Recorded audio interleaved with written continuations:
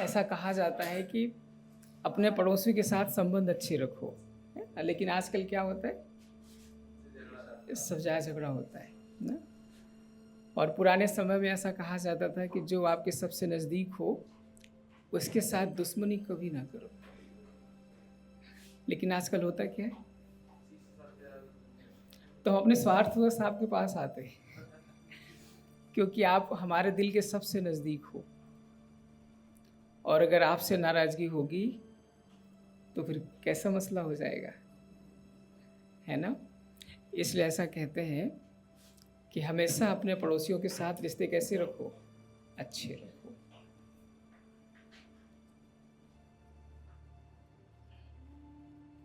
Agree करते हैं आप लोग इस बात से?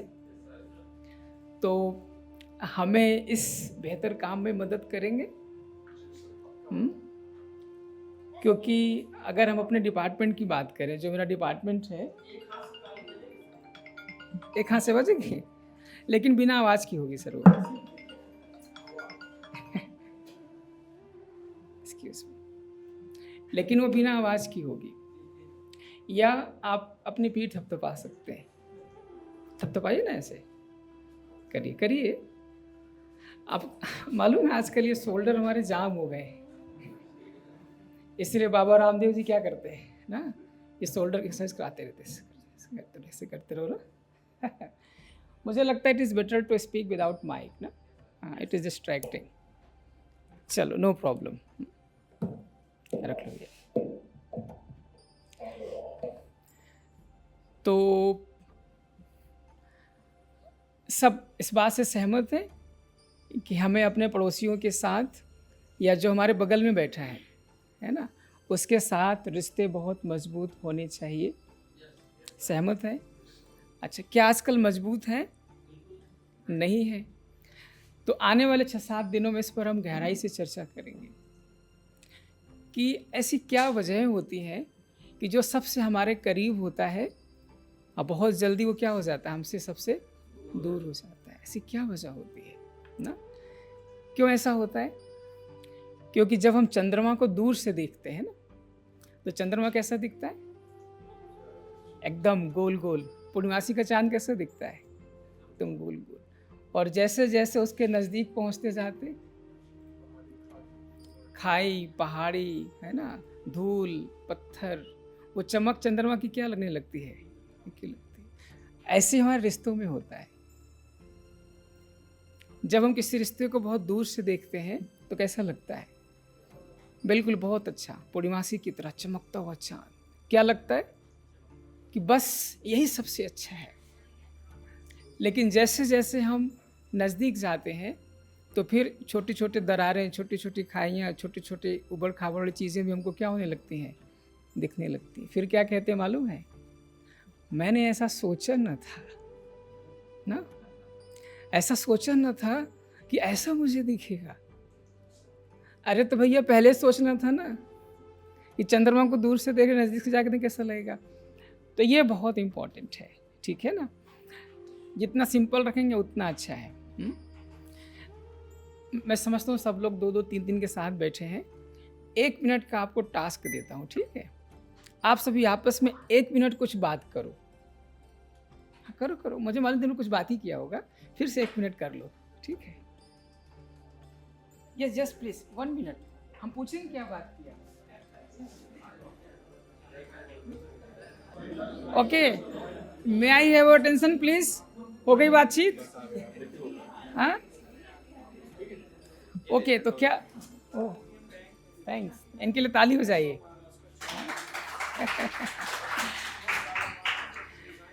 तो क्या मैं आप लोगों से पूछ सकता हूँ क्या बातचीत हुई? Yes sir please.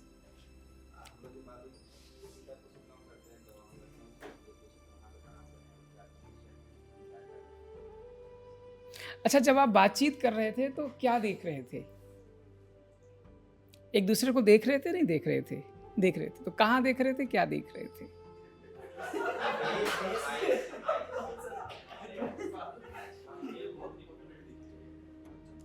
यस, तो फेस और आइज देख रहे। Yes please. आप सेम? अच्छा, ओके, कहाँ से हैं? तो क्या देख के बात कर रहे थे? कैसे बोलने का स्टाइल देख के बात कर रहे थे। तो जब स्टाइल देख रहे थे तो कैसा लग रहा था? नॉर्मल लग रहा था। अच्छा, आप लोग कुछ बात हुई? अच्छा, बहुत सारी। अच्छा, तो जब आप एक दूसरे से बात कर रहे थे तो क्या देख रहे थे? और फेस देख के, तो फेस तो बहुत बड़ा है ना, फेस तो बहुत बड़ा है, हाँ? बात कर रहे थे इन्वॉल्व होकर के। अच्छा, आप दोनों क्या बात कर रहे थे, कैसे बात कर रहे थे? Yes sir please.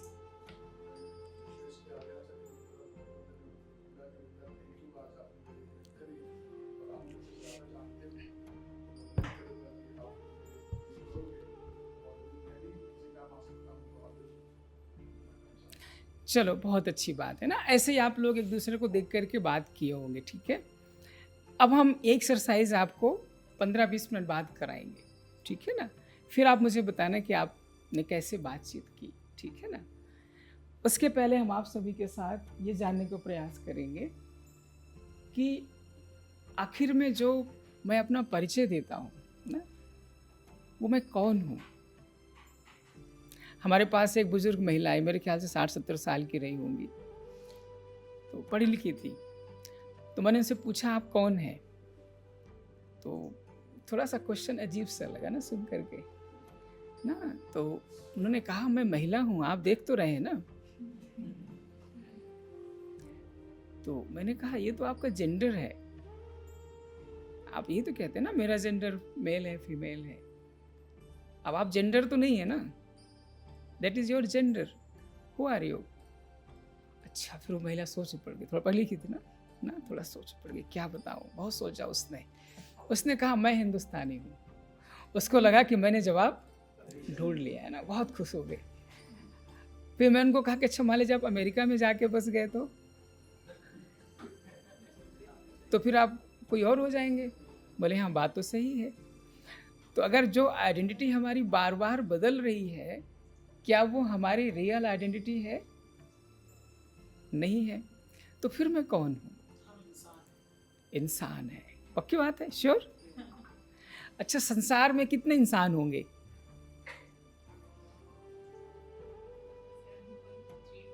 है ना, मोर देन 7 बिलियन ना, एटलीस्ट इतने तो होंगे ना।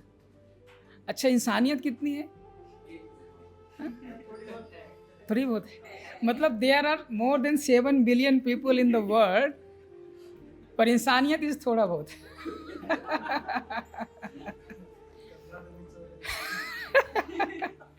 वो भी थोड़ा भारी हो जाता है सर, लंबा हो जाए तो आधा जर्नी गाड़ी से, आधा जर्नी कंधे से।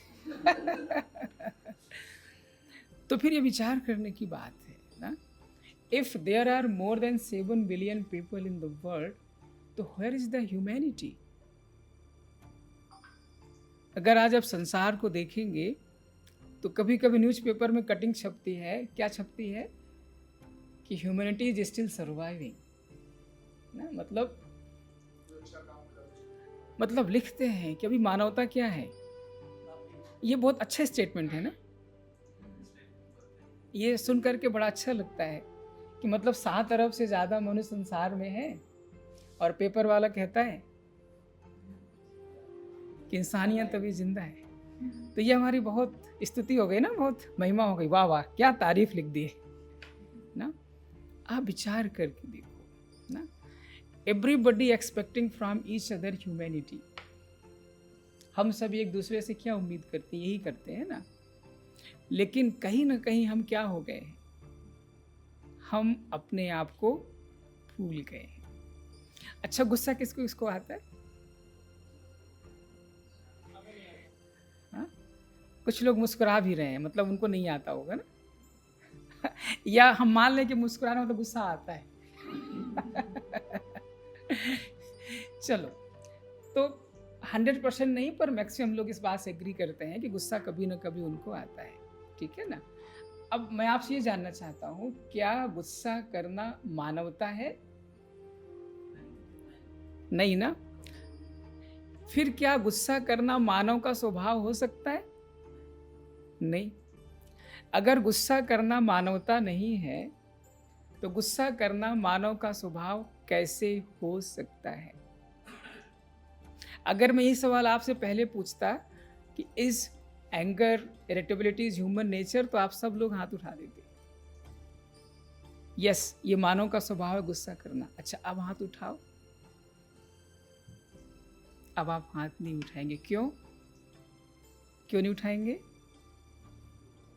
क्योंकि आप समझ गए गुस्सा करना मानव की नेचर नहीं है।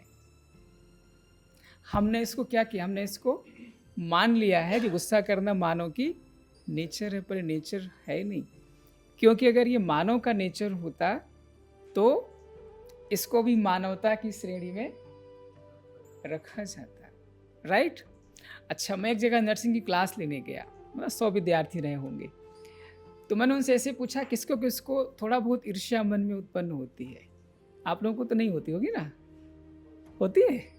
होती है। अच्छा, अब ये नहीं पूछेंगे ईर्ष्या करना मानव का स्वभाव है कि नहीं, है ना?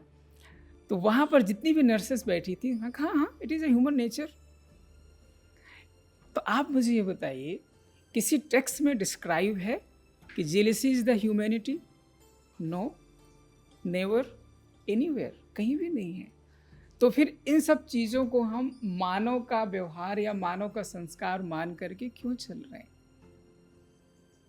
सबसे पहले तो हमें अपने प्रति अपने विचारधारा को बदलने की ज़रूरत है। अच्छा, मैं एक स्टेटमेंट और पूछता हूँ आप सभी से। अब आप थोड़ा कॉशियस हो गए होंगे। अब आप हाथ उठाने से पहले क्या करेंगे? सोचेंगे, यह सच में बात सही है या? अच्छा, ज़्यादातर लोग ये कहते हैं स्ट्रगल इज लाइफ। कौन कौन सहमत नहीं है? मतलब सब लोग सहमत है स्ट्रगल इज लाइफ? नहीं सहमत है? अच्छा अच्छा, कौन कौन सहमत है स्ट्रगल इज लाइफ? अच्छा अच्छा, क्यों सहमत नहीं है स्ट्रगल इज लाइफ?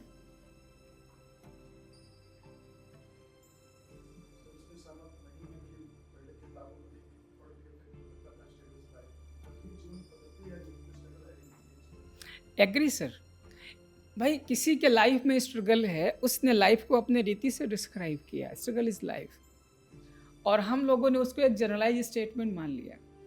मतलब हम गड्ढे में गिरे रहें, रोज गड्ढे में गिरे, और रोज गड्ढे में गिरने के बाद निकलने का क्या करें? स्ट्रगल करें, और definition struggle is it right? ना, हम रोज गिरे, रोज बाहर निकलने का प्रयास करें, और डेफिनेशन स्ट्रगल इज लाइफ। अगर आप अपने लाइफ को इतना कठिन कठिन डिफाइन करेंगे तो लाइफ भी क्या हो जाएगी? कठिन हो जाएगी।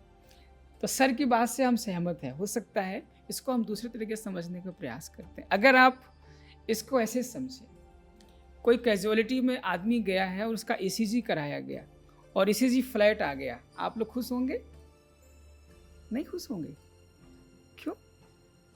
कोई स्ट्रगल ही नहीं है, is no struggle, ECG flat. Yes please.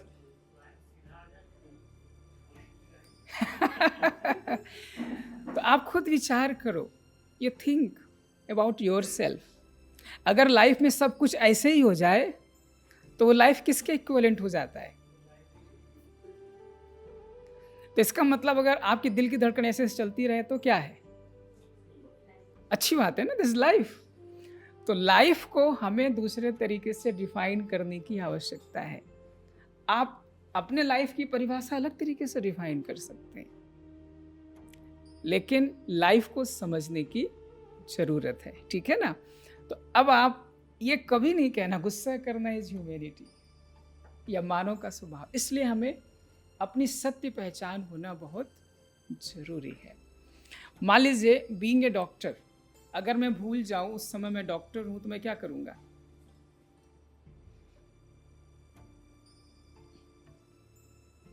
हमें तो याद रखना पड़ता है ना मैं क्यों हूं। प्राइम मिनिस्टर भूल जाएं, मान लीजिए रूस गए, लौट के आ गए, अलग बात है। अब वहां पर जाके भूल जाएं कि वो कौन है, तो कैसे वो इंटरेक्ट करेंगे लोगों से, किस तरीके से बात करेंगे? तो उनको याद रहता है ना कि I am in the representative of 1.4 billion people of India. उनको याद रहता है ना मैं प्राइम मिनिस्टर हूँ, तो कैसे इंटरेक्ट करेंगे सर? अब मान लीजिए यहाँ किसी विद्यार्थी को भूल जाए कि मैं विद्यार्थी हूं, तो कैसे इंटरेक्ट करेगा? किसी पेरेंट्स को भूल जाए कि मैं पेरेंट्स हूं, तो क्या बच्चों का ध्यान रख पाएंगे ठीक से? नहीं रख पाएंगे। तो व्हाट इज सेल्फ रियलाइजेशन? ये बहुत इंपॉर्टेंट बात है। जिस क्षण इस बात को हम समझ जाते हैं, हमारे मन की बहुत सारी उलझनें क्या हो जाती हैं? समाप्त हो जाती हैं। ठीक है ना सर? तो ये बहुत इंपॉर्टेंट बात है। हम आप सभी के साथ, अभी हमने एक आपको उदाहरण दिया, अब आप देख सकते हैं कि इसमें मैं कौन हूं।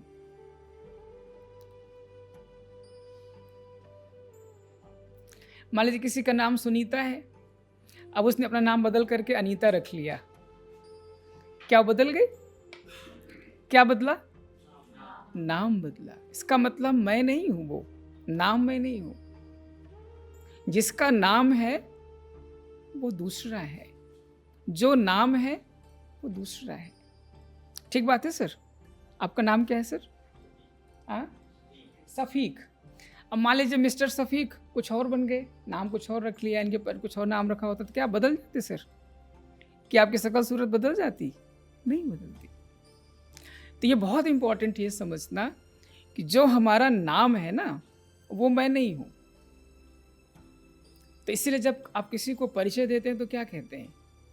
My name is so and so. तो जब आप किसी को परिचय देंगे तो क्या बोलेंगे? मैं फलाना फलाना हूं या माई नेम इज फलाना फलाना? आज से क्या बोलेंगे?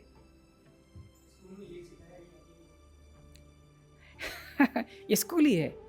हमारे पास कुछ लोग आते हैं, जब कहते हैं कि मैं मिस्टर नितिन हूं फॉर एग्जाम्पल, तो मैं उनसे पूछता हूं कि ये आपका नाम है या आप मिस्टर नितिन है? Sorry sir, sorry sorry, this is my name. तो सफीक साहब आप कौन हैं? ये आपका नाम है या आप ये हैं? नेम है। तो जब आप अपना परिचय ऐसे देते हैं, माई नेम इज दिस, इसका मतलब है कि नाम अलग है और मैं अलग हूं। दूसरा एग्जाम्पल समझते हैं कि दिस इज माई बॉडी, कहते हैं ना, दिस इज माई बॉडी। क्या ऐसा कहते हैं कि मैं बॉडी हूं? I and my. Likewise SIM card and mobile.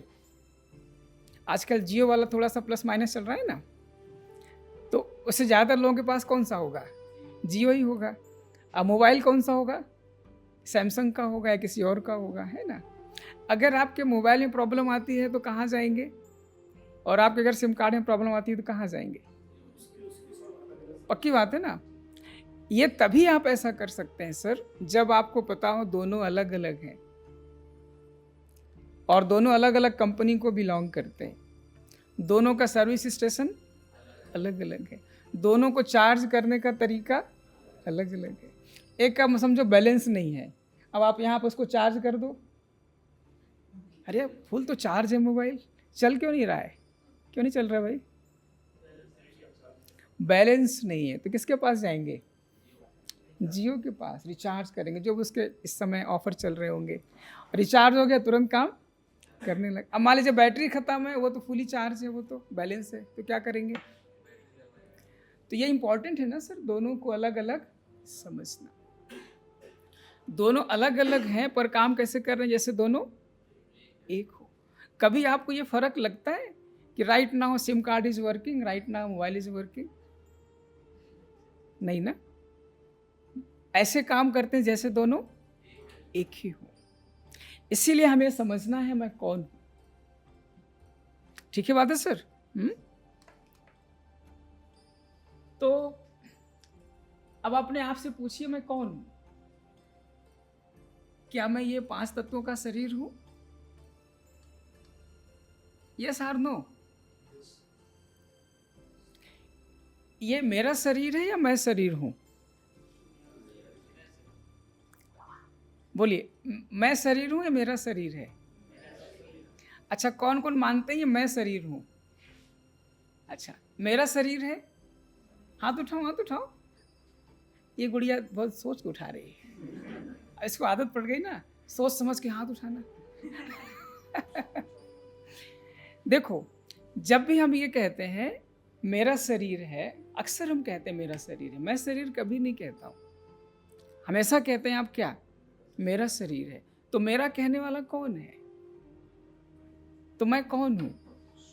यही तो समझना है आज, मैं कौन हूँ।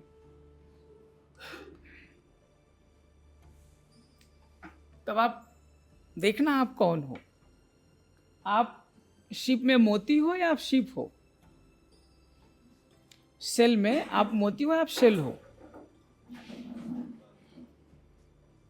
हाँ जी,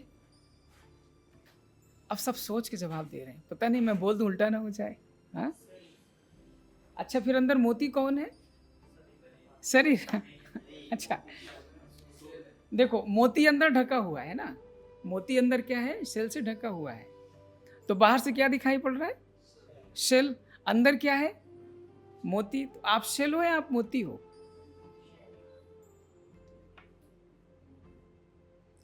मुस्कुरा नहीं रहे, मोती सस्ता होता है आजकल। महंगा आता है तो मुस्कुराइए ना। तो जैसे ड्राइवर और कार के बीच में संबंध होता है, शेल और मोती के बीच में होता है, घर के मालिक और घर के बीच में संबंध होता है, उसी प्रकार मैं और मेरे शरीर में संबंध होता है ना। तो ये जो शरीर है वो मेरा है। मैं कौन हूं? मैं इस शरीर में हूं। ठीक बात है ना। अंदर हूं, बाहर से दिख नहीं रहा है, पर मैं कहाँ हूं? इस शरीर में हूं। इसी प्रकार मैं इस हॉल में हूं, जब चाहूं हाल छोड़ करके चला जाऊं। क्यों? क्योंकि मैं अलग हूं और हाल अलग है। अच्छा, आप में से कोई हाल तो नहीं है? नहीं ना। सभी कहाँ है? हाल में। क्लास खत्म होगी, हाल से बाहर। ये पता है ना कि मैं अलग हूं और हॉल अलग है। मान लो गलती से हम यही मान लें कि हाल ही है, तो रवि भाई साहब कितना भी मेहनत करें, जाओ जाओ, कैसे जाऊं? कैसे जाऊं? अब बिल्डिंग को यहाँ से खिसकाओ तो मैं जाऊं, है ना। मुझे एक हंसी की कहानी याद आती है, बहुत पुरानी, शायद आप लोगों ने कभी पढ़ी होगी ना। एक चेला होता है, उसका एक गुरु होता है। तो गुरु जी चेले को समझा रहे होते, बेटा जैसा सोचते हो वैसा बन जाते हो। तो बोला इस बात को मैं नहीं मानता। तो गुरु जी ऐसा करो, तुम एक कमरे में बैठ जाओ, तुम ये 3 महीने तक अभ्यास करो, मैं भैंस हूँ, मैं भैंस हूँ। सुना आप लोगों ने? नहीं सुना? नहीं सुना आपने? अच्छा, सुना देता हूँ आपको। तो उसका जो शिष्य था वो 3 महीने तक यही प्रैक्टिस किया। क्या? अब उसको पक्का हो गया कि मैं कौन हूँ? भैंस हूँ। ठीक। अब 3 महीने बाद गुरुजी ने दरवाज़ा खोला, बोला बाहर निकलो। बोला कैसे निकलो, मैं तो भैंस हूँ ना। बड़ा दरवाज़ा करो तो मैं निकलूंगा। वंडरफुल बात है। मतलब उस 3 महीने में व्यक्ति ये भूल गया कि मैं झुक भी सकता हूँ ना, मैं मुड़ करके भी छोटे दरवाजे से निकल सकता हूँ। भूल गया वो। उसको क्या पता है, मैं भैंस हूँ, मैं कैसे निकलूँ? बड़ा दरवाज़ा करो तो मैं निकलूँ। तो जैसा हम प्रैक्टिस करते हैं अपने जीवन में, वैसे ही हमारे संस्कार बन जाते हैं। उसी प्रकार हम व्यवहार करते, उसी प्रकार हो जाते हैं। इसीलिए इंपॉर्टेंट बात है समझना, सबसे पहले मैं कौन हूँ। ठीक बात है। आप लोग वो तो नहीं है ना। ठीक बात। तब छोटे दरवाजे से भी क्या कर सकते हैं हम? निकल सकते हैं। ठीक है ना। तो बोलो आप सभी कौन हो? कार के मालिक हो या कार हो? कार के मालिक हो। मोती हो या शेल हो? मोती हो। घर हो या घर के मालिक हो? ताली तो बजाओ, क्या बात। इंसान को सबसे ज्यादा डर किस बात से लगता है? मौत से। ठीक है ना। अगर उसी के लिए सारा मेहनत करता है ना, इंश्योरेंस भी कराया होगा, आजकल तो पता नहीं किस किस चीज़ का होता है। एक माइकल जैक्सन थे, बहुत बड़े कलाकार, आप जानते हैं। उन्होंने कितनी मेहनत की अपने शरीर को स्वस्थ रखने के लिए। शायद उनको लगा होगा कि शायद मैं मृत्यु को क्या कर सकता हूँ, जीत सकता हूँ, लेकिन अनफॉर्चुनेटली ऐसा हुआ नहीं ना। तो हम लोग इंश्योरेंस कराते हैं किस बात को लेकर के सर?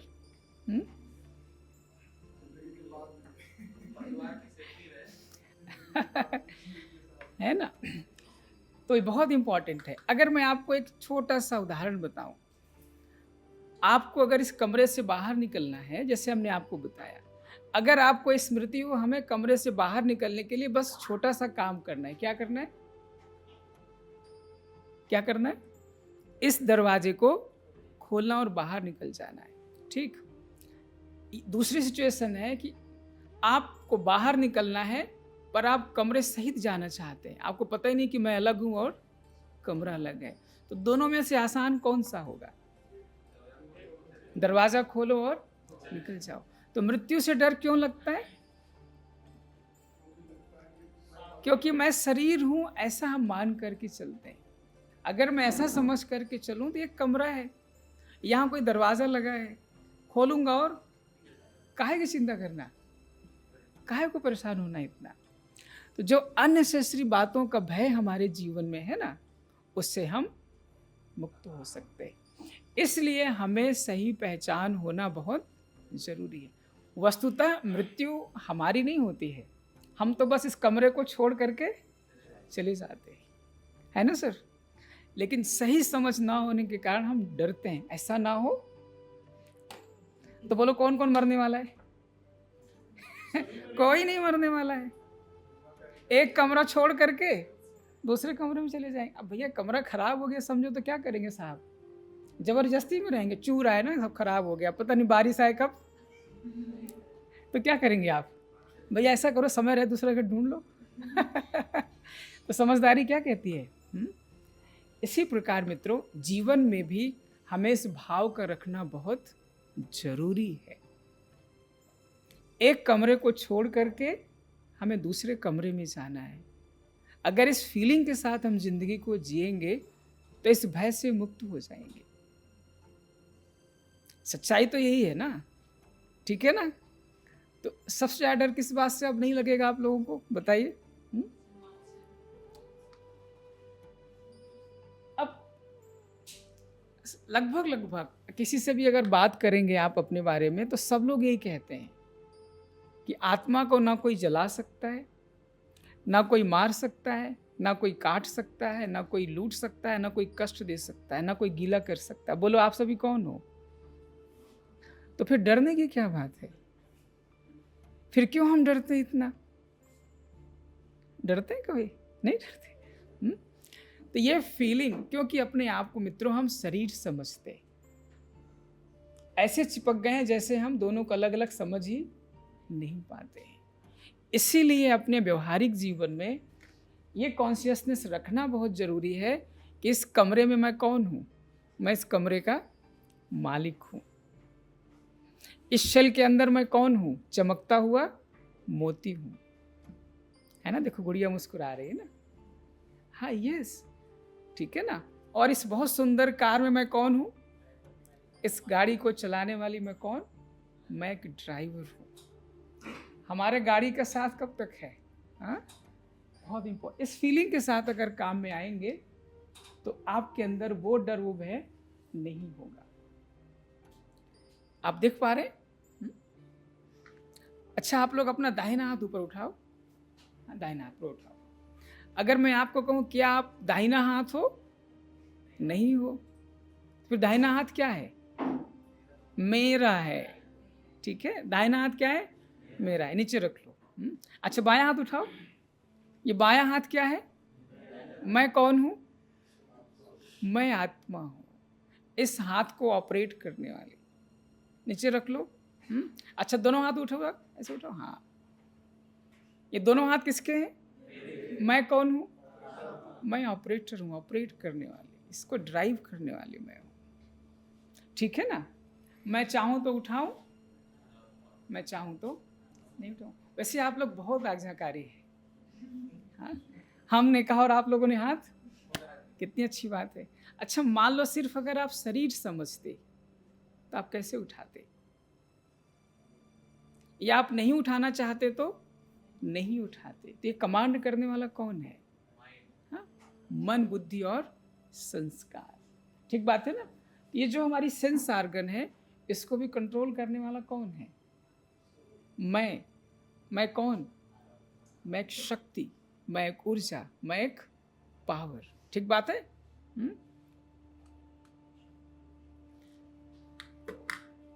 ये बहुत इंपॉर्टेंट रीजन है। इसको हमें गहराई से समझना है। ठीक बात है ना? मन, बुद्धि और संस्कार, माइंड, इंटेलेक्ट एंड पर्सनालिटी। अच्छा अच्छा, मन क्या होता है? हाँ जी प्लीज। हाँ, वाइब्रेशंस। क्या है मन? आपके पास है?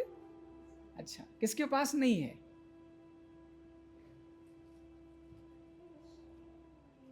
सबके पास है। किसके पास नहीं है? सबके पास। सब मुस्कुरा रहे हैं। अच्छा, कितना बड़ा है? कितना बड़ा? दूसरे का नहीं देखो। हाँ, दूसरे का नहीं दिखाई पड़ेगा कितना। ना, दूसरे का मन देखने चलती है कितना बड़ा है। कितना बड़ा है? यस प्लीज, कितना बड़ा मन है? यस मैम, लेकिन हम समझ तो सकते हैं। देखो, आज हमें अपने मन को ही समझना है, क्योंकि जब तक हमने अपने मन को अर्थात जब तक अपने को नहीं समझा, तब तक हम दूसरों को सही रीति से समझ नहीं सकते। मैं आपको छोटी सी हंसी की बात सुनाता हूँ ना। एक बार एक कपल ऐसे घूमने के लिए गए, परिवार सहित गए बच्चों के साथ। तो एक होटल में रुके, और होटल क्या था, 5वें फ्लोर पर था, और उसके पैरेलल एक और बिल्डिंग थी। उस बिल्डिंग पर कुछ कपड़े ऐसे डले हुए थे, और उस कपड़े में स्पॉट्स दिख रहे थे। तो उसकी पत्नी उससे रोज पूछती थी, यार ये पता नहीं कौन सा साबुन लगाते हैं, ये कपड़े इनके कभी साफ ही नहीं होते। एक दिन उसने देखा ये कपड़े बिल्कुल कैसे साफ हो गए, बिल्कुल सफेद चमकदार जैसे नए कपड़े हों। और उसके पत्नी के मन में क्या आया? उसने कहा जाके पता करके आओ कि आज उन्होंने कौन सा साबुन यूज किया है। और उसका पति मुस्कुराता है, जाता नहीं। बोले जाओ जाओ पूछ के आओ, कोई अच्छा साबुन लाया होगा उन्होंने। तो उसका पति कहता है कि मैडम आज मेरे पास थोड़ा सा समय था, तो मैंने ना ये खिड़की बाहर से साफ कर दी। कपड़े तो कल भी उसके साफ थे, कपड़े तो आज भी उसके साफ है, पर साफ नजर कब आ रहे हैं? जब खिड़की साफ हो गई। इसलिए मित्रों, हम लोग दूसरों को जानने का बहुत प्रयास करते हैं, लेकिन अगर हमारी खिड़की साफ नहीं होगी तो सही तरीके से जान नहीं पाएंगे। समझ गए ना बात? इसलिए हम दूसरे के मन को बहुत समझने का प्रयास करते हैं, बहुत अनुमान लगाते हैं, लेकिन हमारे मन में क्या चल रहा है, वो साफ है कि नहीं, इस पर ध्यान हमारा कम होता है। हम लोग संसार के सबसे भाग्यवान प्राणी हैं कि हमारे पास सबसे सुंदर मन है। The human being has most beautiful mind in the world. मनुष्य जैसा मन संसार में किसी का नहीं है। एग्री? एग्री? अब इस सुंदर मन का हम प्रयोग कैसे कर रहे, ये हम आगे जानेंगे। ठीक है ना? सबके पास मन है। कैसा मन है? सुंदर मन। ठीक है ना? As a human being we are broad minded. मानो किसको कहा गया सर? जो ब्रॉड माइंडेड है। बुद्धिमत्ता कहाँ पर है ना? उसके ब्रॉड माइंडेडनेस में बुद्धिमत्ता है ना। तो मानव संसार का सबसे ब्रॉड माइंडेड प्राणी है, ये बात सच है ना।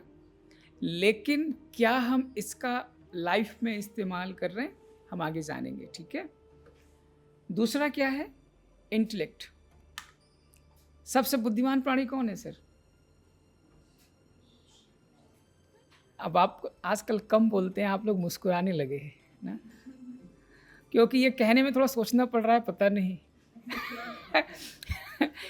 कि मैं बोल दूं सबसे बुद्धिमान प्राणी मनुष्य है, तो ऐसा ना हो कुछ नई बात कल के आ जाए।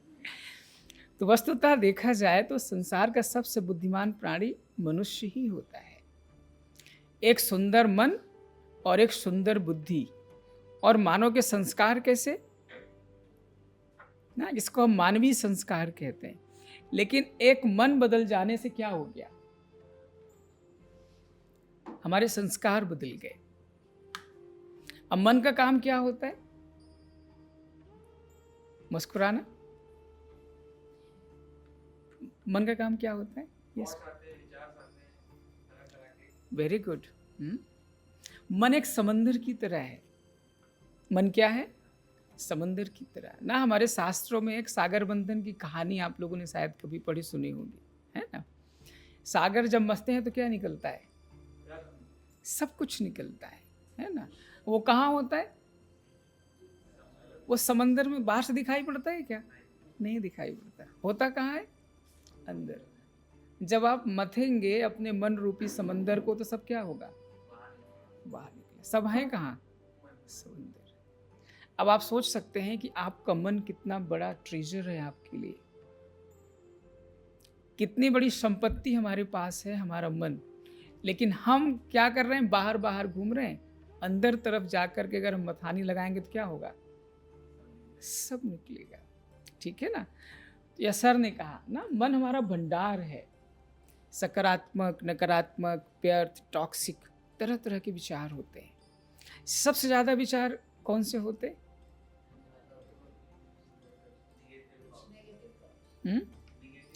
निगेटिव थॉट्स और वेस्ट थॉट। सबसे ज्यादा ही थॉट्स होते हैं ना। वेस्ट को क्या करना चाहिए?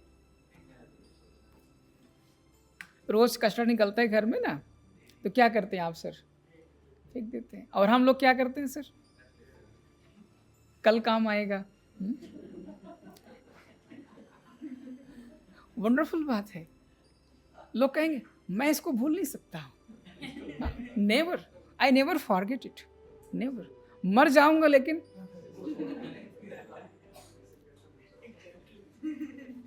सर कैसी बात करते हो आप? भूल जाऊं? अब आप खुद विचार करके देखिए, जो चीज हमें बार बार दुख देती हो, कष्ट, उसको क्या करेंगे आप?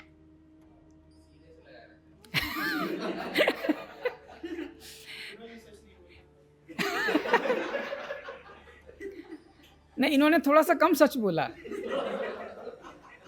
इन्होंने तो सीने से ही क्या, लोग दिल बिठा के रखते हैं। सीना तो फिर बाहर ही होता है। अब दिल से कैसे निकालेंगे? ना, लोग बहुत दिल वाले हो गए हैं। हर बातों से क्या करते हैं? दिल लगा लेते हैं। अब कहें कैसे छोड़े भाई?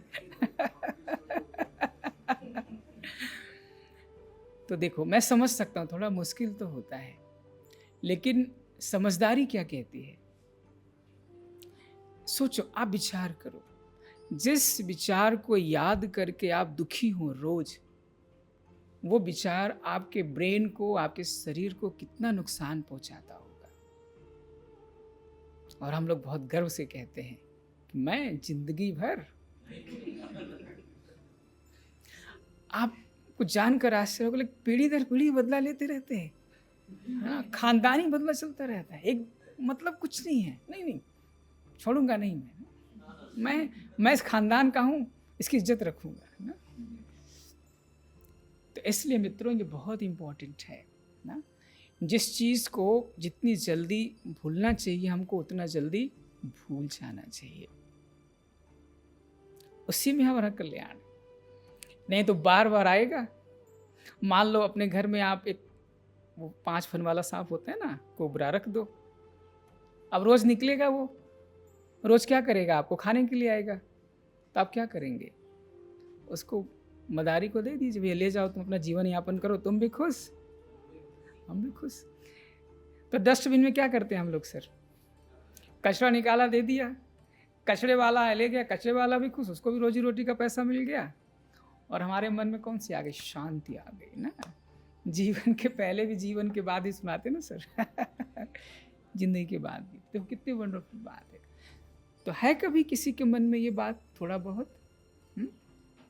चलो, अगर ये है तो बुद्धिमान है ना सभी। आज इसको क्या करना? डस्टबिन में डाल देना। ऐसे हाथ रखो, निकाल के फेंक दो। नहीं होता। चलिए, तो फिर हम प्रैक्टिस करेंगे ना। किसी की जड़ें बहुत मजबूत हो जाती हैं। अगर आप किसी को रोज रिकॉल करेंगे तो उसकी जड़ें भी धीरे धीरे क्या होती जाती हैं? मजबूत होती जाती हैं। फिर वो जड़ें फिर संस्कार में चली जाती हैं, जो सर कह रहे हैं। क्योंकि हमने उसको बार बार याद करके क्या कर लिया? उसको एक हमने अपना संस्कार बना लिया। अब वो मन में नहीं है, कहाँ है? संस्कार में है। तो संस्कार से नेचुरल वो विचार हमारे मन में आते हैं। जब बीज अगर अंदर पड़ा है तो क्या होगा? थोड़ा पानी पड़ेगा तो फिर से अंकुरित होने लगेगा। ठीक बात है ना सर? तो अगर ऐसा है तो समझो हमने एक बिल्कुल वृक्ष क्या कर लिया, अंदर जड़ तैयार कर रखे, उसके लिए थोड़ा सा एफर्ट करना पड़ेगा। ठीक है? तो सबसे ज़्यादा कौन से विचार आते हैं? निगेटिव, वेस्ट, इस तरह के थॉट्स होते हैं। अब ये विचार उत्पन्न कहाँ से होते हैं? मन में आते हैं, पर इनका सोर्स क्या होता है?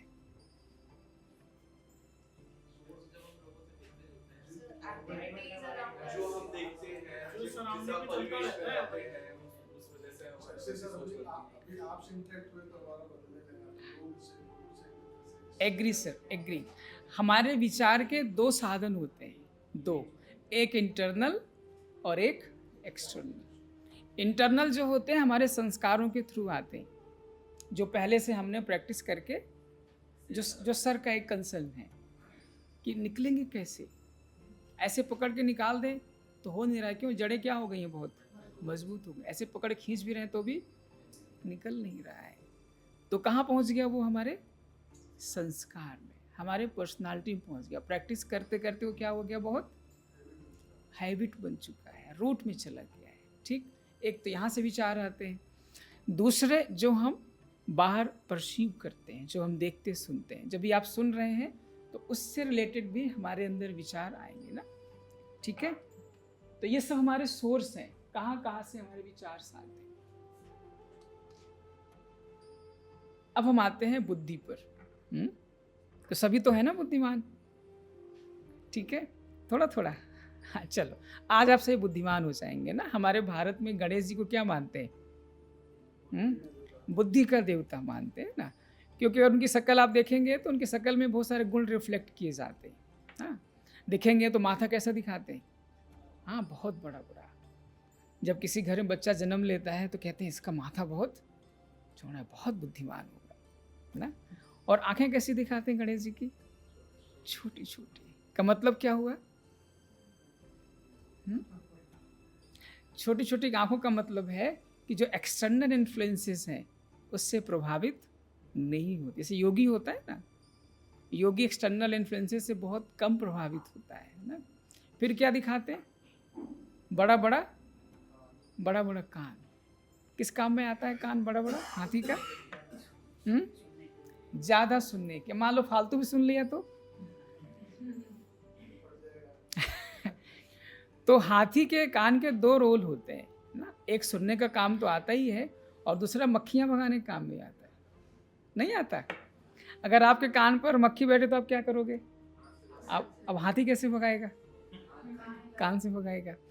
तो बड़े कान का दो रोल है, ज़्यादा सुनना और काम का सुनना। फालतू अगर सुन लेंगे तो सब मामला गड़बड़ हो जाएगा। तो ज़्यादा सुनना माना ध्यान से सुनना। जैसे आप सभी के कान अभी क्या है?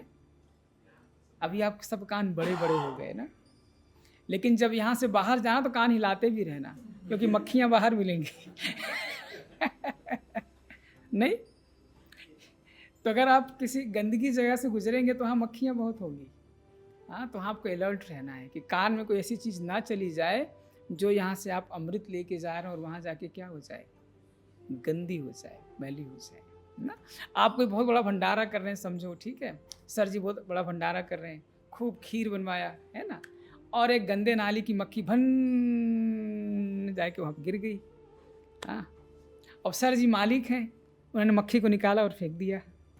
अच्छा, उस खीर का क्या करेंगे? अब खीर का क्या करेंगे?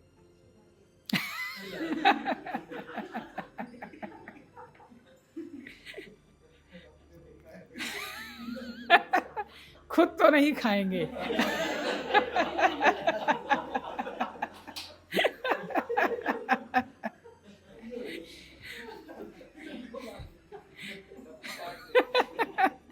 और नाम बहुत हो जाएगा, देखो बहुत खीर खिलाया।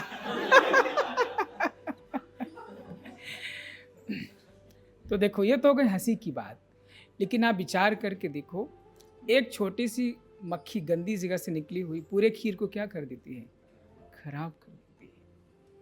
तो इस पर भी हमें बहुत ध्यान देने की आवश्यकता है। जब आप धीरे धीरे योग और प्रैक्टिस करेंगे ना, सर का जो प्रश्न है, हमें ये भी ध्यान रखना है, ऐसा ना हो कि सुन के तो बहुत अच्छी चीज़ गए, एक कटोरा खीर लेके गए, रास्ते में मक्खी गिर गई और सारा खीर क्या हो गया, यार सारी मेहनत बेकार हो गई। या तो आप उसको खा लो गंदी खीर, बीमार हो जाओ, या फिर से आके मेहनत करो। तो क्या करना है? कान को हिलाते रहना है, माना बुद्धि का इस्तेमाल ऐसे करना है जिसको कहा जाता है सुना अनसुना भी करना। हमें ये कला जीवन में आनी चाहिए। मान लो आप सभी फ्रेंड बैठे हो यहाँ पर, कोई एक ऐसा है जो पता नहीं क्या बात करता रहता है, अब आपको बैठना ही वहीं पर है, अब आप क्या करोगे? तो ये कला आप डेवलप करो, सुना अनसुना, है ना? तो आपका खीर खराब नहीं होगा। नहीं तो आप यहाँ से बहुत अच्छी चीज़ किसी के बारे में सुन के गए, वहाँ जाके दूसरा व्यक्ति मिला, अरे यार ये तुमको पढ़ाने आया था, ये तुमको पढ़ा, क्या हुआ? अरे तुमको नहीं मालूम है कौन है? लो भैया, अच्छी चीज़ पढ़ के गए यहाँ से, बाहर निकल सब खराब हो गई, है ना? इसलिए मित्रों ये बहुत इम्पोर्टेंट है, किसी की बात को सोच समझ के स्वीकार करना, ठीक है ना? ये मानव के बुद्धि की कमाल है। तो all these are the functions of intellects of human being, ठीक है ना? तो क्या करना? सही गलत समझना, समझने के बाद उसमें फ़र्क करना, फिर उसको व्यवहार में ले आना, एनालाइज करना, चूज करना, ये सब बहुत सारे फंक्शंस हमारे इंटेलेक्ट के होते हैं, ठीक है ना जी? तो कौन कौन सहमत है संघर्ष ही जीवन है? आपके लिए होगा हमारे लिए संघर्ष, हमारे लिए तो जीवन क्या है? एक जीने की कला है ना, खुशी आनंद है। तो इसीलिए आप अपने लिए एक जीवन का एक नई परिभाषा बना लो, ठीक है ना? आपको अपने रीति से जिंदगी को जीना है, ठीक है ना? अब ये हम आपसे बात कर रहे थे इम्प्रेशंस की, संस्कार की ना। तो ऐसी बहुत सारी चीज़ें होती हैं जो हमारे संस्कार को प्रभावित करती हैं, बहुत सारी चीज़ें होती हैं। मुख्य रूप से 4 बातें होती हैं जो हमारे वर्तमान को प्रभावित करती हैं, ठीक है ना? सबसे इम्पॉर्टेंट बात होती है जो हमारा इन्वायरमेंट होता है, ठीक है ना? जैसे अभी आप लोग यहाँ पढ़ रहे हैं ना, हफ्ते भर यहाँ क्लास अगर रेगुलर हो जाए जैसे चल रही है, तो यहाँ का माहौल ही क्या हो जाएगा? चेंज हो जाएगा। आपका बात करने का तरीका, आपका इंटरेक्ट करने का तरीका, आपका देखने का तरीका, आपका बोलने का तरीका, सब क्या हो जाएगा? बदल जाएगा। तो हमारी चेतना के ऊपर हमारे संस्कारों का, बाहरी चीज़ों का बहुत प्रभाव पड़ता है ना। मुझे कहानी याद आती है, एक वो होते हैं ना, क्या होते हैं जो गडरिया होते हैं जो ना, वो बहुत सारे उसकी भेड़ें उसके पास थी, वो लेके जा रहा था जंगल से, और उसके साथ ना वो शेर का एक छोटा बच्चा भी क्या हो गया, उसी झुंड में चला गया, गलती से चला गया। अब वो भी चला गया, अब जो जो जो भेड़ें खाती थी घास फूस, वो भी वही खाता था। खाते खाते शेर भी बड़ा हो गया, है ना? बाकी सब बच्चे भेड़ जैसे ही थे रंग रूप में, और ये अब ये भेड़ तो बन नहीं जाएगा ना। इसका रंग रूप कैसा था? शेर जैसे था, पर खाता क्या था? घास। रहता कैसे था? उन्हीं के जैसे। कितनी उसके बीच में मित्रता हो गई थी, ना भेड़ों को उसे डर लगे, ना शेर को उसको खाने का आइटम लगता, तो लगता सब हमारे घर वाले ही तो हैं। और ऐसे रहते थे जैसे कि एक ही परिवार के हैं। ऐसा बहुत जगह आप देखते सुनते होंगे। कंपनी का, संघ का, सराउंडिंग का बहुत प्रभाव पड़ता है। तो हमारा इन्वायरमेंट कैसा है ये बहुत इम्पोर्टेंट है। इसलिए जो हमारा घर है, जैसे कहते हैं ना, घर हमारा मंदिर होना चाहिए। मंदिर में कोई भी जाएगा वो थोड़ी देर शांत तो हो ही जाता है। कोई भी XYZ, कितना भी खराब से खराब व्यक्ति आप देखते होंगे, मंदिर जाके क्या करता है? शांत हो जाता है। सब सोच रहे हैं क्या करना है। तो हमारे चेतना पर हमारे बाहरी चीज़ों का बहुत प्रभाव पड़ता है, इसलिए हमें इस पर भी ध्यान देना चाहिए, ठीक है ना? दूसरा, हमारे विचार कहाँ से उत्पन्न होते हैं? हमारे पेरेंट्स के जो संस्कार होते हैं, पूर्वजों के, कभी आपने सुना होगा ना, बच्चा गुस्सा करता है, कहता खानदानी है ये। हाँ, इसकी माँ कहती है कि ये तो बाप दादा पी गया है। हाँ, अभी ये सुधरेगा नहीं। बच्चा भी गुस्सा कर क्या कहता है, तुमको नहीं मालूम, मेरा नहीं है ये, बाप दादा की दिया हुआ है। अब ऐसी परिस्थिति में क्या किया जाए? अब वो उसको ठीक करने के स्थान पर क्या करता है, और ही बढ़ाता है ना, और उसको प्रैक्टिस में लाता है ना। तो बाप दादा में तो कुछ कम ही रहा होगा, ये और ज़्यादा हो गया। तो कुछ ना कुछ संस्कार हमारे क्या होते हैं ना, पेरेंट्स से भी, हमारे पूर्वजों से मिलते हैं ना। तीसरी इंपॉर्टेंट बात है, कुछ ना कुछ संस्कार हमारे पूर्व जन्म के होते हैं। अब पूर्व जन्म की सबकी अपनी अलग अलग अवधारणा होती है, लेकिन उसको हम सिंपल तरीके से समझने का प्रयास करते हैं, ठीक है ना। अब आपने समझा आत्मा मरती नहीं है ना, तो पहले किसी कमरे में तो रही होगी ना। आज इस कमरे में है तो पहले किसी कमरे में रही होगी, मरती तो है नहीं। तो वो जहाँ भी रही होगी वो संस्कार तो लेकर के आएगी ना। उसके कुछ आपको प्रमाण भी मिलते हैं, जैसे रिग्रेशन करते हैं तो आपको पता लगता है कुछ, है ना। और किसी किसी को अपने पूर्व जन्मों की बातें थोड़ा समय तक याद रहती है, सुना है ना ऐसे। और ऐसे मैं कई लोगों को जानता हूँ, हमारे यहाँ कभी कभी डिपार्टमेंट में भी आते हैं, आप लोग कभी इनकाउंटर किए होंगे। कभी कभी कुछ बच्चे अपने माता पिता को बहुत समय तक माता पिता एक्सेप्ट ही नहीं करते, कहते नहीं हमारे माता पिता तो कौन है वो पता नहीं है, पर ये नहीं है। क्यों? क्योंकि बच्चों के ऊपर पूर्व जन्म के संस्कारों का प्रभाव होता है। और जैसे जैसे बच्चे बड़े होते हैं, नई चीज़ें हम क्या करते जाते हैं, सीखते जाते हैं। और जैसे जैसे नई चीज़ें हम सीखते जाते हैं, पुरानी चीज़ें भूलते जाते हैं। ठीक है ना। तो पूर्व जन्मों का भी संस्कार का प्रभाव पड़ता है ना। कभी कभी आप देखते होंगे जन्म से ही पता नहीं कहाँ से बुद्धिमान पैदा हो गया, हाँ, सब उसको समझ में आ रहा है, थोड़ा सा पुशअप किया। जैसे रियलिटी शोज आप देखते होंगे बच्चों की, तो उनके संस्कार कहाँ से आते हैं? तो हम लोग तो बहुत आसानी से कहते हैं गॉड गिफ्ट है ना। तो कहाँ से गॉड गिफ्ट हो गया? पूर्व जन्मों के उसके संस्कार हैं, अच्छे बुरे कुछ भी हो सकते हैं, ठीक है ना। और जो चौथे प्रकार के होते हैं जिस पर हमको ध्यान देने की जरूरत है, वो होते हैं हमारे मूल संस्कार। हमारे मूल संस्कार। अब मूल संस्कार कौन से हो सकते हैं? यस प्लीज सर, प्लीज आपका नाम क्या है?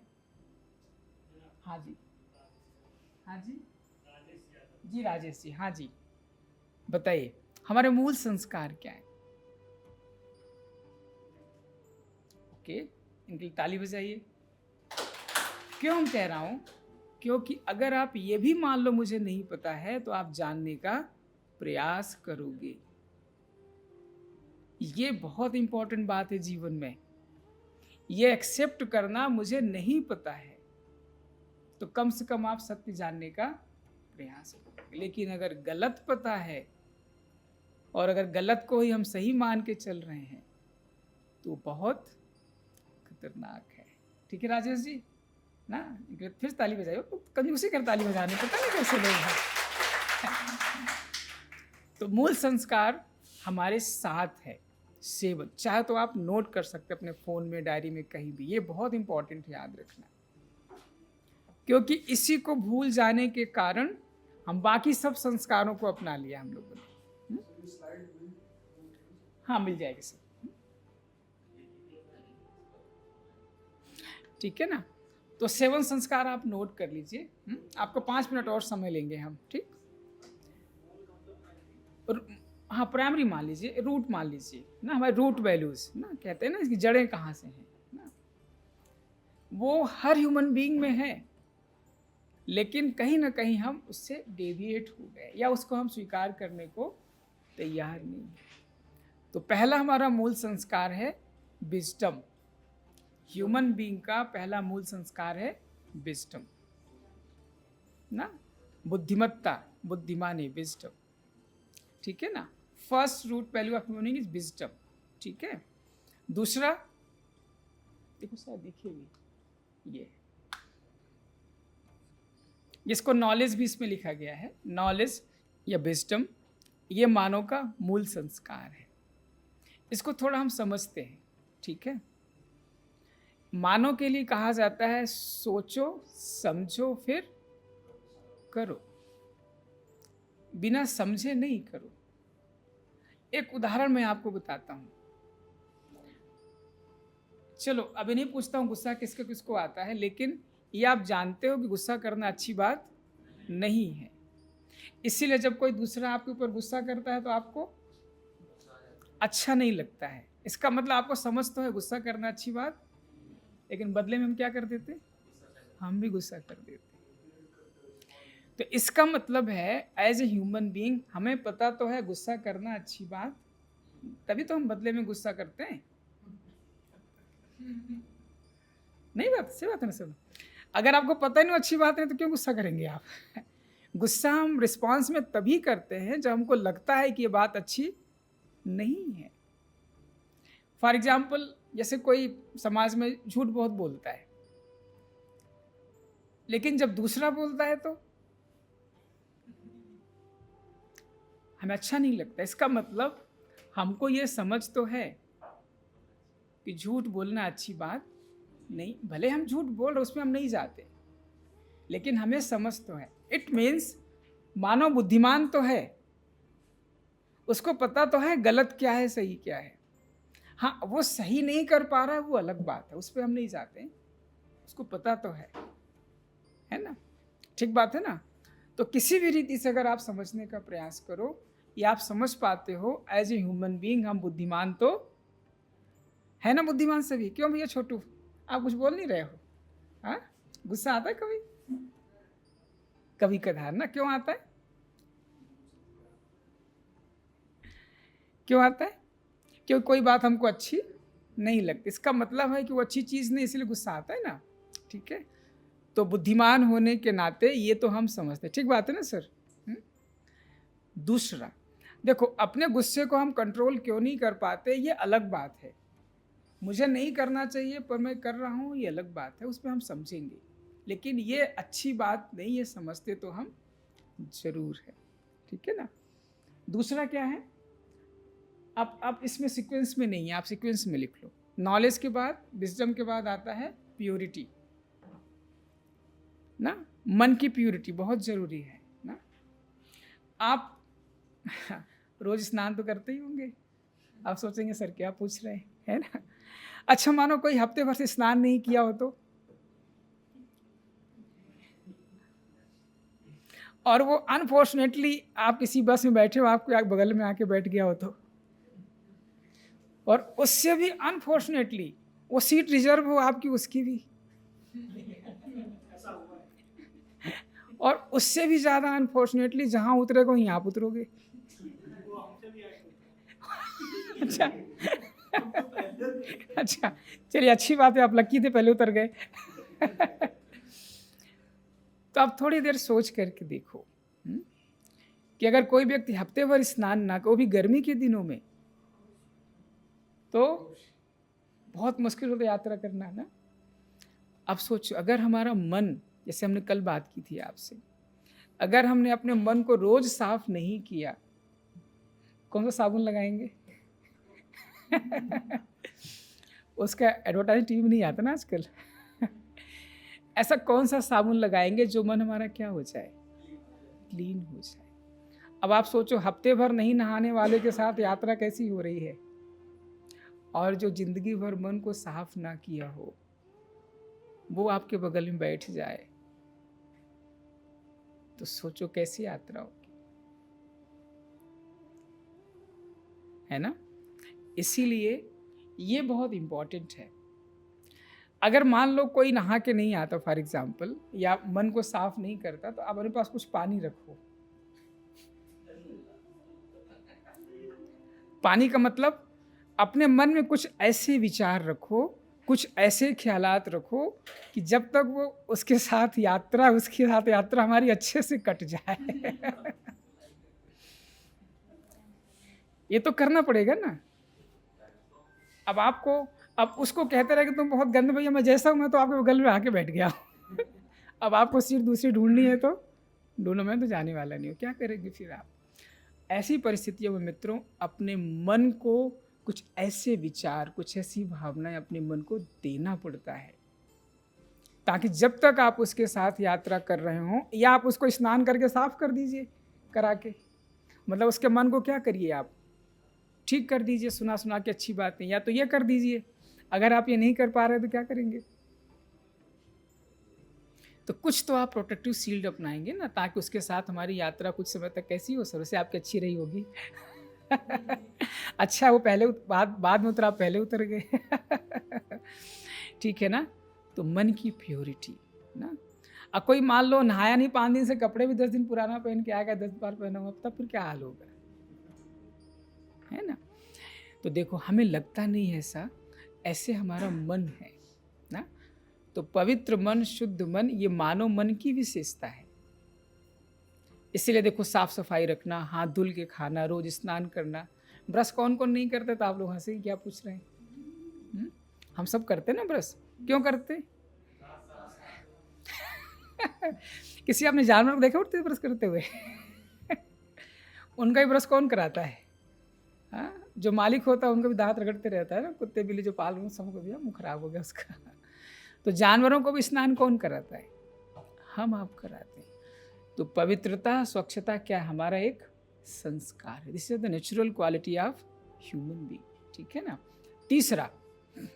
तीसरा क्या है, तीसरा है पीस।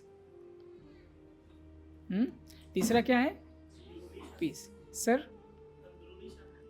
अच्छा, अंदरूनी शांति, ओके, यस, इंटरनल पीस ना। इंटरनल पीस माना मन के अंदर शांति। कभी कभी बाहर बहुत शांत होता है, पर अंदर क्या होता है, हलचल होती है। कभी कभी दरवाजा बंद करके बैठे हैं, लेकिन अंदर तूफान चल रहा है। एसी में भी क्या निकल रहे हैं, पसीने निकल रहे हैं, है ना। तो पीस क्या होता है, क्या होता है पीस। हम अकेले हो जाएं, कोई हमसे बात ना करे, ये क्या है पीस।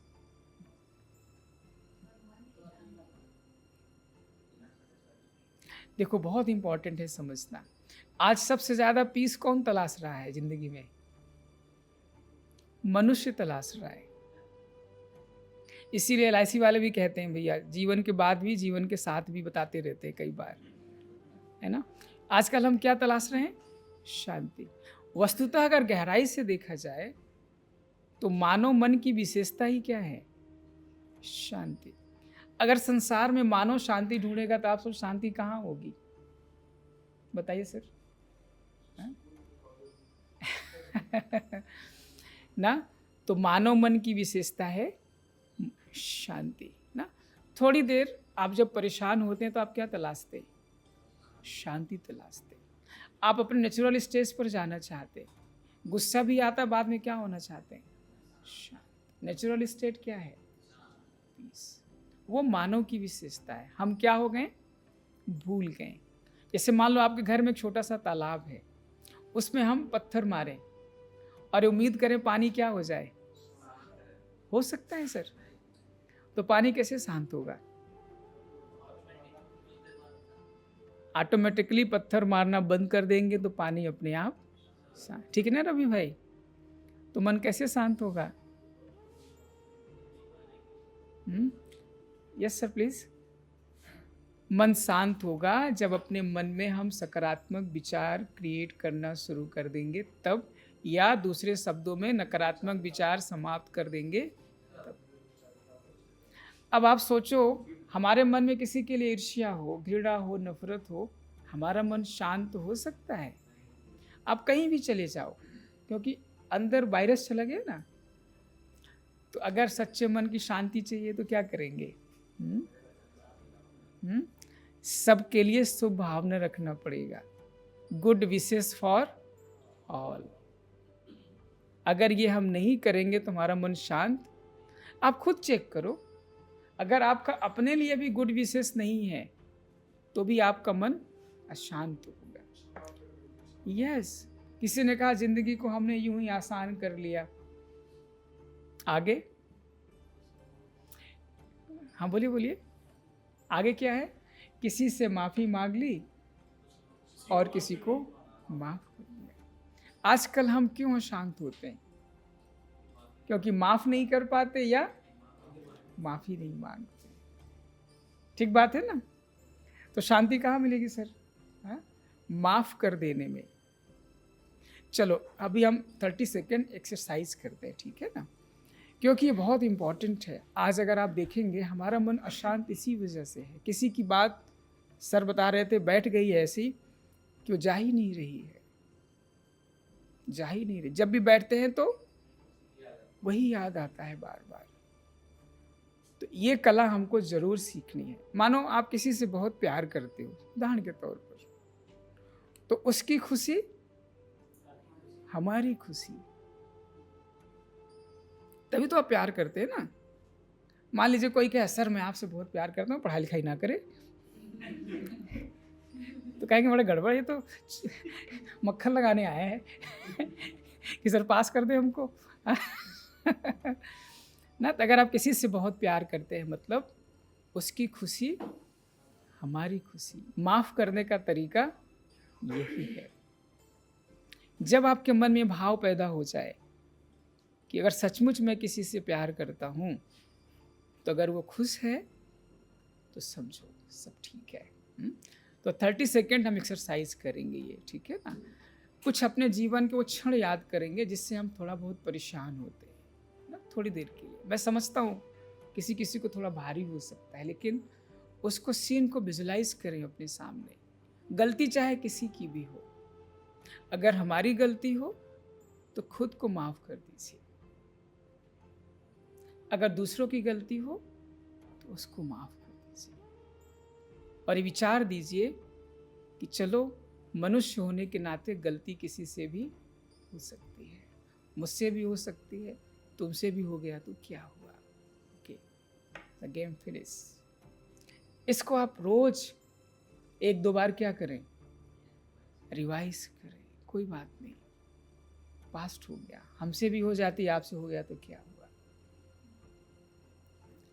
देखो हम कहाँ पर गलती कर रहे होते हैं, हमको लगता है कि हमसे ज़िंदगी में कोई गलती ही नहीं होती है ना, और उससे हो गई तो बड़ी गलती हो गई। तो माफ़ करने का एक बहुत सरल तरीका हम अपने लिए खुद करते हैं, आप लोग भी करके देख सकते हैं। हमसे भी तो गलतियाँ हो जाती हैं, आप कोई बात नहीं, चलो इसका मतलब ये नहीं कि हम बार बार गलती करते रहें, कल से ठीक कर लेंगे, पर उसकी उस बात को अपने मन में हम क्यों बिठा के रखें, है ना? ठीक बात है ना?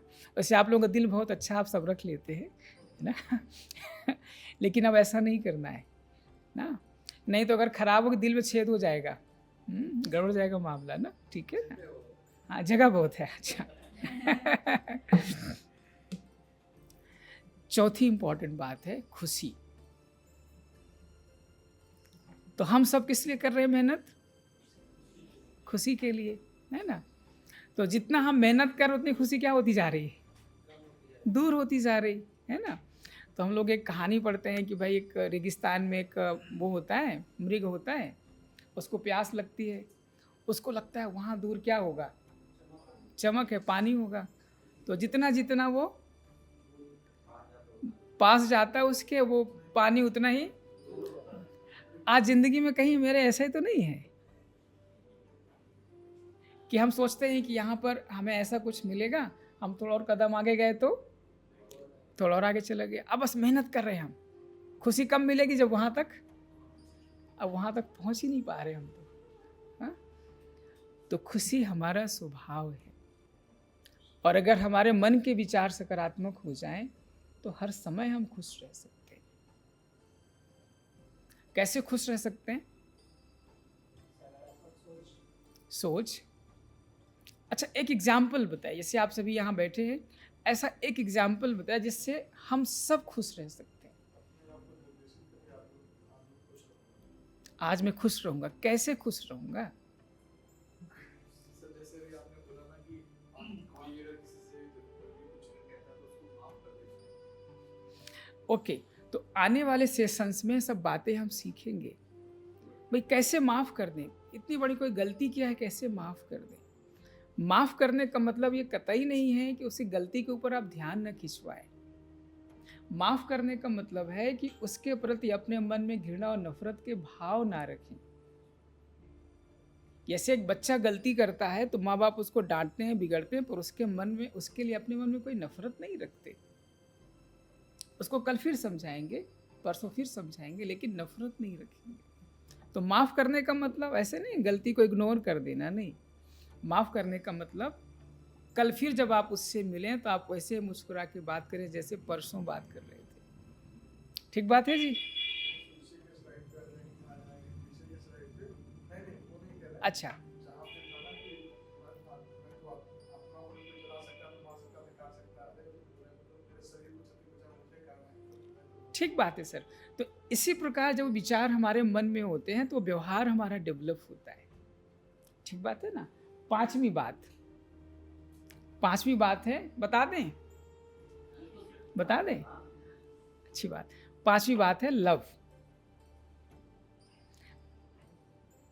अब मैं नहीं पूछूंगा कि आप प्यार करते हैं कि नहीं करते हैं। एक बार मैं ऐसे ही ग्रेजुएट्स के बच्चे थे, मैं उनसे ऐसे पूछा, बच्चों आप हमसे प्यार करते हो? तो हाँ सर, मैं आपसे बहुत प्यार करता हूँ। उसमें से एक ने हाथ नहीं उठाया। तो हमने कहा क्यों भाई, क्या हुआ? बोला सर मैं आपसे प्यार बिल्कुल नहीं करता। मैंने कहा क्यों? बोला मैं किसी और से प्यार करता हूँ।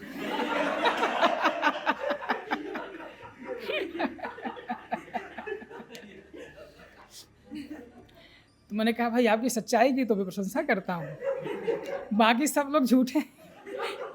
अभी कुछ कहूँगा करेंगे कुछ नहीं, कहेंगे हाँ मैं सबसे ज़्यादा प्यार करता हूँ। तो ऐसे सच्चे लोग बहुत कम होते हैं। तो प्यार का मतलब हमें समझना बहुत ज़रूरी है ना। आजकल जो हमारी यंग जनरेशन है, आपके घर में जानने वाले और ऐसे कुछ लोग ज़रूर आपको मिलेंगे। आप सिविल कोर्ट में चले जाइए, यहाँ पर ना फैमिली कोर्ट, वहाँ चले जाइए। ये फैमिली कोर्ट जो यंग मैरिड कपल है ना, उसके साथ पूरा पाटा पड़ा है।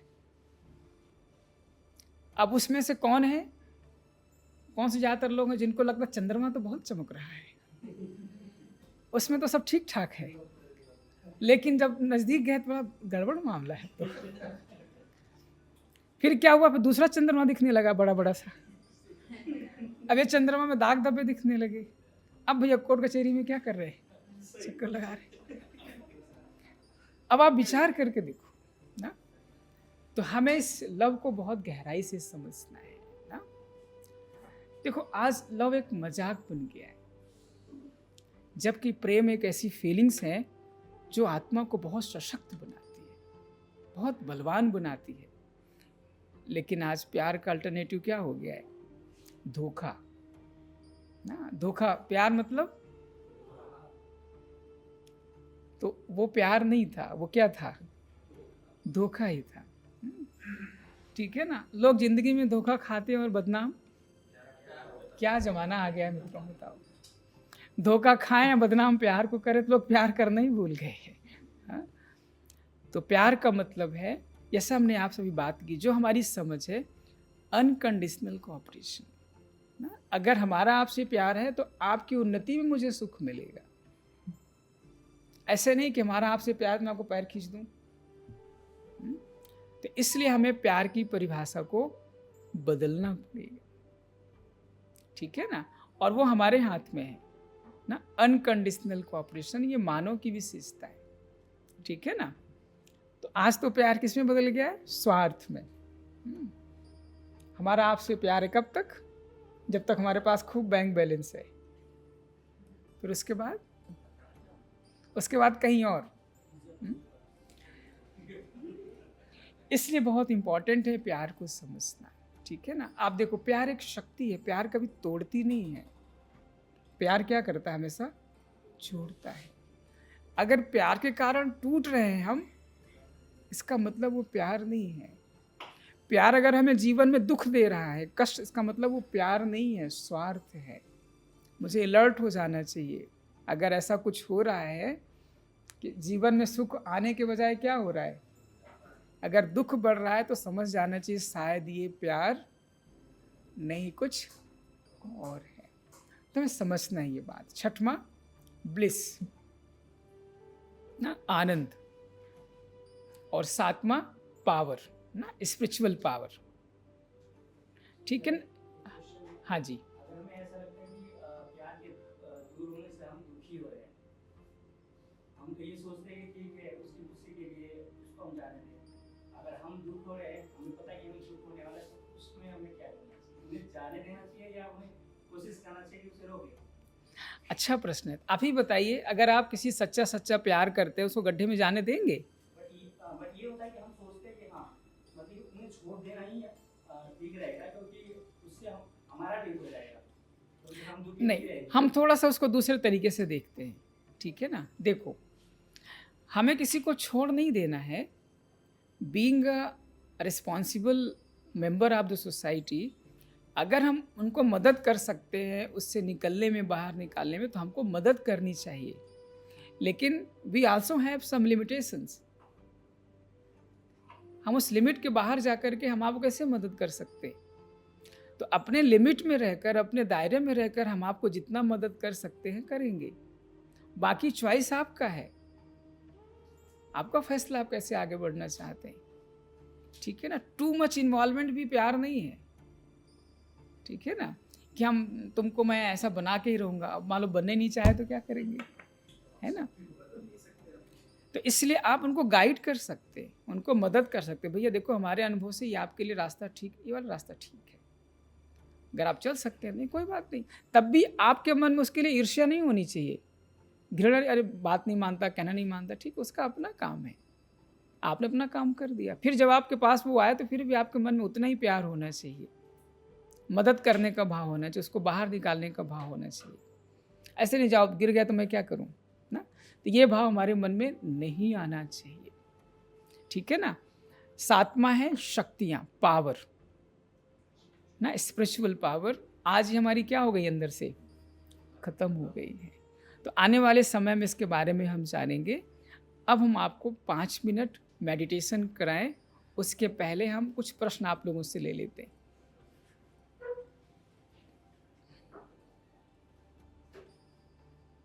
कोई प्रश्न है?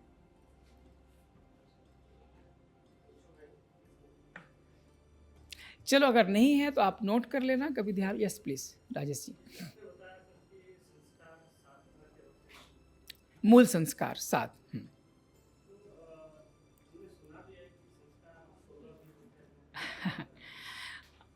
ओके, ये हम जो बात कर रहे हैं संस्कार, वो पर्सनालिटी की बात कर रहे हैं, है ना? व्यक्तित्व कैसे हमारा प्रभावित करता है। और जो 16 संस्कार की आप बात कर रहे हैं वो हमारे जीवन से जुड़े संस्कार हैं, जैसे जन्म संस्कार, मुंडन संस्कार, अंतिम संस्कार, आदि आदि आदि आदि। वो अलग संस्कार हैं जो हम रिचुअल्स करते हैं अपने जीवन में, वो अलग है। रिचुअल्स की बात आप कर रहे हैं, यहाँ हम बात कर रहे हैं आपके पर्सनालिटी की, आदत की। ठीक है, ये हम आपकी आत्मा के पर्सनालिटी की बात कर रहे हैं। वो संस्कार जो हम रिचुअल्स करते हैं, ठीक है, वो 16 संस्कार होते हैं वो और ठीक है, अब हम करेंगे। आप म्यूजिक लगाएंगे क्या? ठीक है, माइक को थोड़ा ठीक कर दीजिए।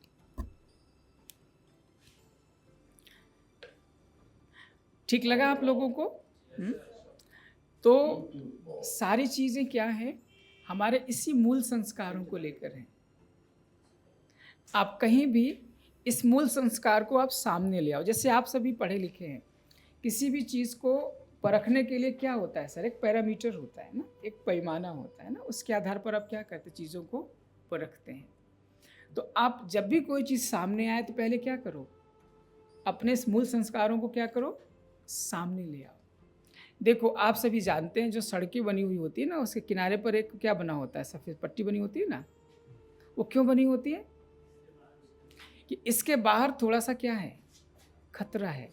अगर आप किसी कारण से मजबूरी में बाहर गए भी हैं तो जल्दी से क्या करो, वापस आ जाओ। इसी प्रकार मित्रों, जो 7 वैल्यूज़ हैं हमारी, ये हमारे लिए क्या है, ये एक लकीर की तरह है। मान लो किसी कारण से हम थोड़ा साइड में चले गए तो फट से क्या करें, प्रयास क्या करें, हम जल्दी से जल्दी वापस आ जाएं, शिफ्ट हो जाएं, नहीं तो हमारे लिए क्या हो सकता है, वो खतरा हो सकता है। ठीक है ना? तो कौन कौन सी 7 वैल्यूज रिवाइज कर लेते हैं। Number 1 wisdom, knowledge. Number 2 purity, number 3 peace, number 4 इनका नंबर क्या है, happiness, number 5 love, number 6 bliss, number 7 power, number 1 wisdom knowledge, number 2 purity, number 3 peace, number 4 happiness, number 5 love, number 6 number 7 power, number 1 wisdom, number 2। ये सब आप लोग याद रखना। हाँ ठीक है ना।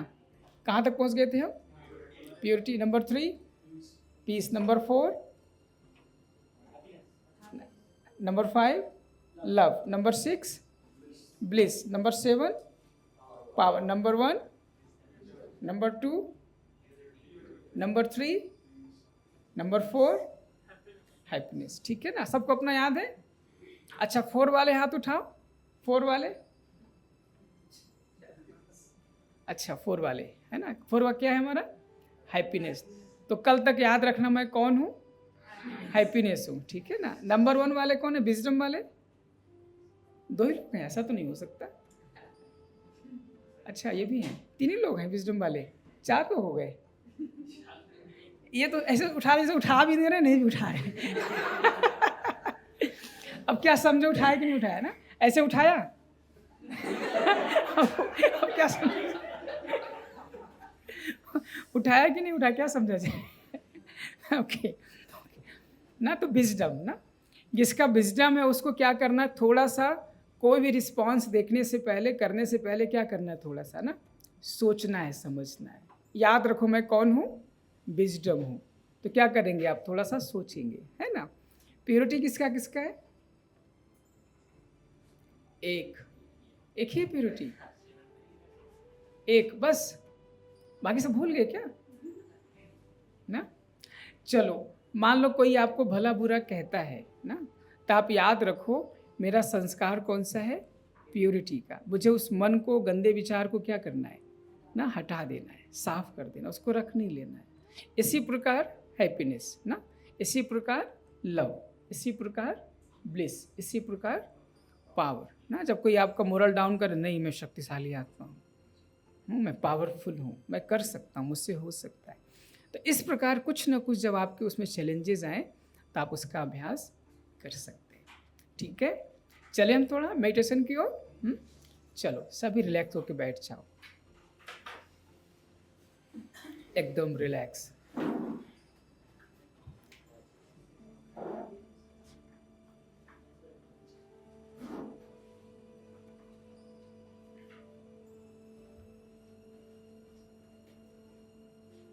धीरे धीरे और गहरी सांस लें।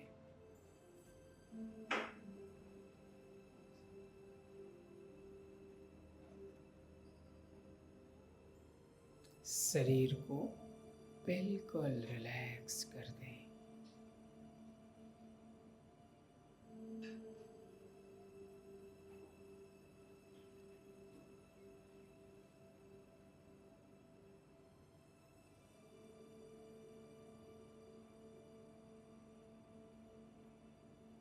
महसूस करें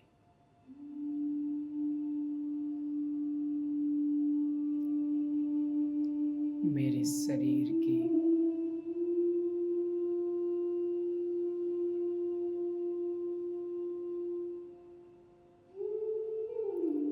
सारे सिस्टम्स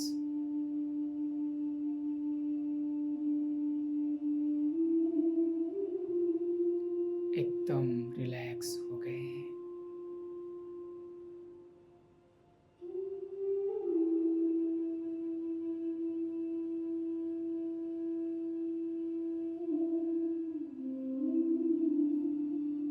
ये शरीर मेरा एक वस्त्र है।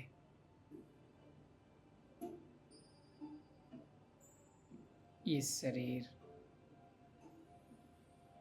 एक कार की तरह है। इस शरीर के अंदर मैं इस शरीर को चलाने वाले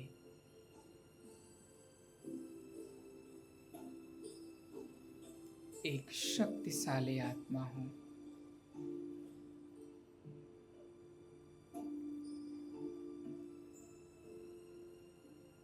मैं पावर हूं, मैं ऊर्जा हूं।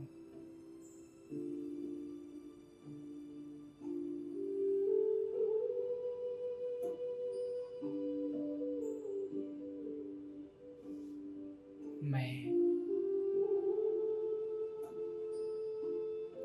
शांत स्वरूप आत्मा हूं।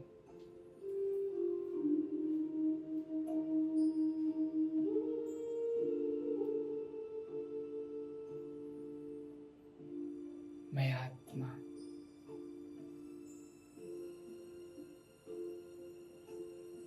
पवित्र आत्मा हूं।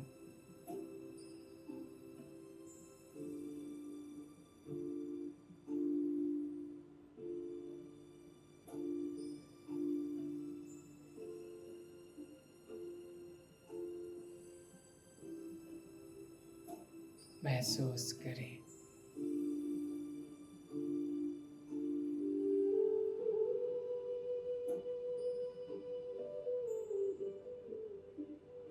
मुझ आत्मा से चारों तरफ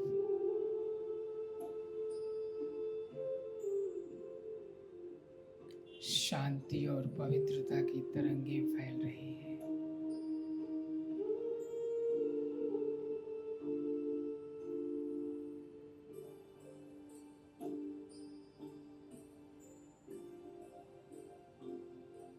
मेरे चारों ओर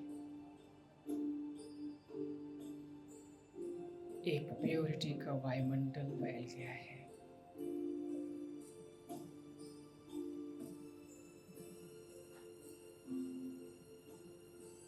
वो पवित्रता के वाइब्रेशंस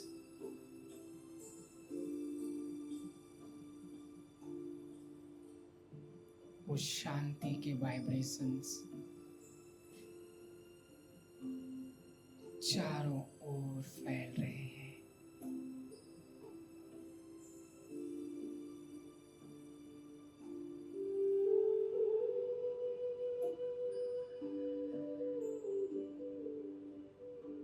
मैं आत्मा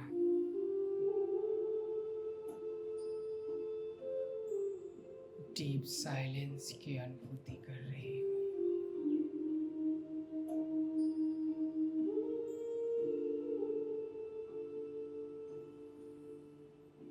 मैं एक शुद्ध और पवित्र आत्मा हूँ।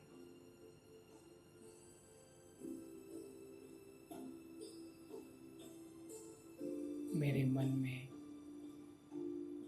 सबके लिए शुभ भावना और शुभकामनाएं हैं।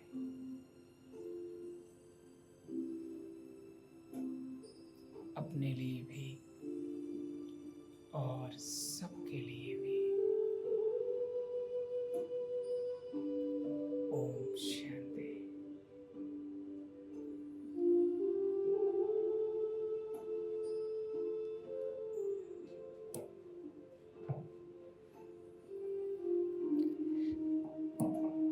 Thank you very much.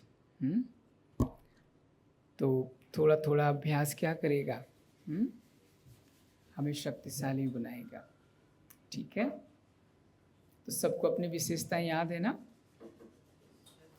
तो कल तक क्या करना है उसको, हाँ, इम्प्लीमेंट करना है। ठीक है, ओके, थैंक यू।